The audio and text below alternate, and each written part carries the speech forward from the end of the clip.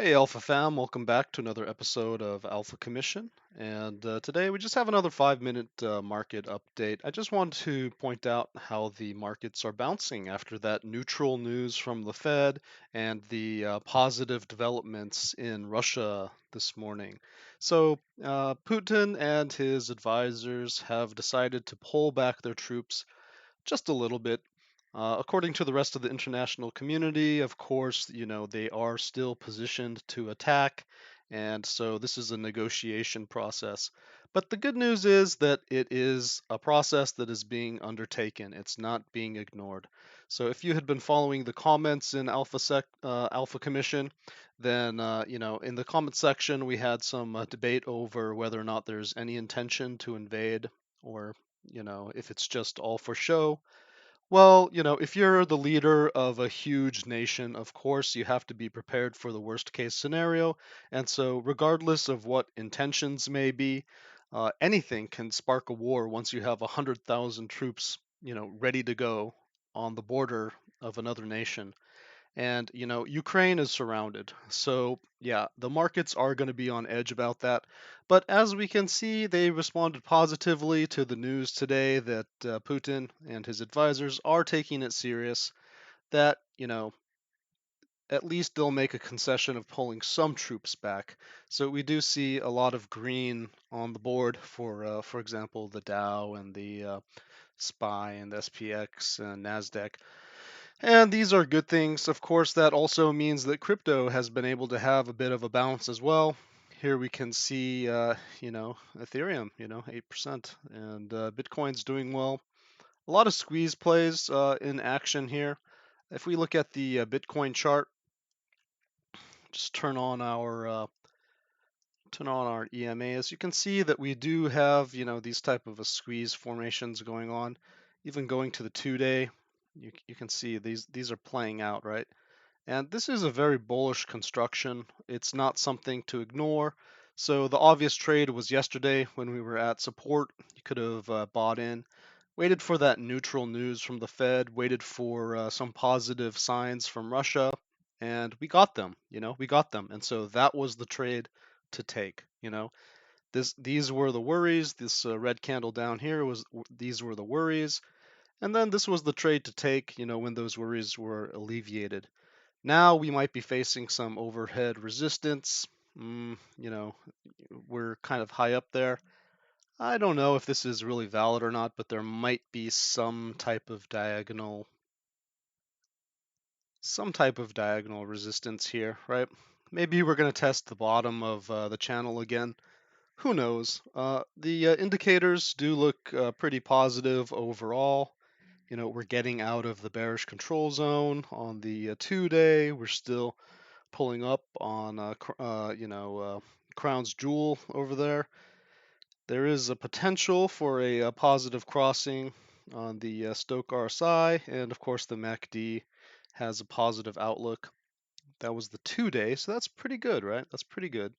But a lot of this is actually existing almost identically on the 1-day, except the jewel is still pointed a little bit down, but it is curling, so there's a potential for it to squeeze out a little bit more action.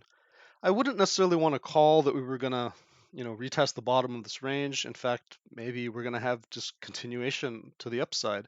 But I did want to point out one thing, which was this CME gap.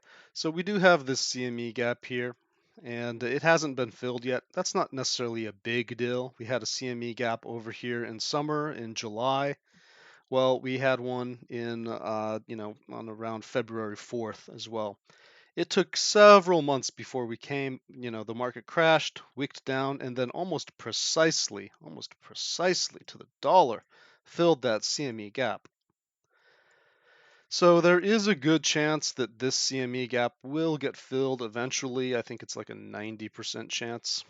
And if I was going to, if I was going to just use fractals, which is what I have set up here, to just identify what type of pattern might bring us to fill it in, I could see that maybe we're on kind of like a modified summer fractal. And this is my own idea. I haven't seen anyone else mark it out this way. But look here, if you will. Right now, we're occupying these two top squares right here, right? Over here, we occupied two top squares after a pump that had a CME gap, after a pump that had a CME gap, right? Well, prior to that, we occupied the bottom, the bottom of this range. We occupied the bottom of this range after a drop, which occupied this type of like a mid-channel area, the mid-channel area, after having a drop, from the top of the range up here, from the top of the range up here. This is a very obvious pattern that has been repeating. And so if I wanted to just follow this and use some logic to say, well, where might we go next? Then there might be an obvious area to look at. It might be that we continue to pump. We range up here just like this. And then we find our way coming back maybe into this area, right? Something like this. And then maybe we pump or maybe we dump, right? After kind of a pullback in this 50 area, this 50,000 area. Maybe anywhere from 49 to 50,000, right? We've got some nice resistance starting around 46, but if we can get there, if we can break this 49, maybe we can keep going. But yeah, this would be an obvious place to start looking for resistance. Lots of wicks over here, lots of wicks up here. It's got these type of wicks, and that would complete a fractal. All right, well, I didn't want to take this much time, so that's actually your 7-minute market update. But yeah, bullish. Lots of squeeze plays. Happening. I wouldn't be surprised if we did have a pullback that did fill in that CME gap, and we may have some type of diagonal resistance right now. We do have that quarterly resistance, so that's a pretty big one, and we're gonna have to bust through that. Maybe we can get to filling that range and fulfilling the rest of the fractal, kind of pulling off this maneuver, but up here, right? Something like that. And who knows? Maybe we could go to mid 50s. Maybe we're just gonna hit 49 and get rejected. But we'll take that day by day. Hope you guys have a good day. Stay safe and happy trading.